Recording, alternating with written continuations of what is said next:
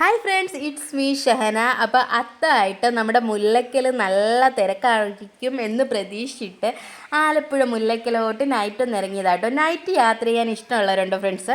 വെറുതെ ഇങ്ങനെ വീട്ടിലിരിക്കണ്ടാലോ എന്ന് വിചാരിച്ചിട്ട് നൈറ്റൊന്ന് ഇറങ്ങി നോക്കി. പക്ഷേ ആലപ്പി ടൗണിൽ ഞാൻ പ്രതീക്ഷിച്ചത്ര തിരക്കൊന്നുമില്ല. നോർമലി നമ്മൾ ആലപ്പി മുല്ലയ്ക്കൽ കൂടി പോകുമ്പോൾ നല്ല ബ്ലോക്ക് കിട്ടാറുള്ളതാണ്. പക്ഷേ ഇന്നധികം ബ്ലോക്കൊന്നും ഉണ്ടായില്ല, വലിയ തിരക്കും ഇല്ലായിരുന്നു. സാധാരണ ഓണം അടുക്കുമ്പോൾ നല്ല തിരക്കുണ്ടാവേണ്ടതാണ്, വരും ദിവസങ്ങൾ ഉണ്ടാകും വിചാരിക്കുന്നു.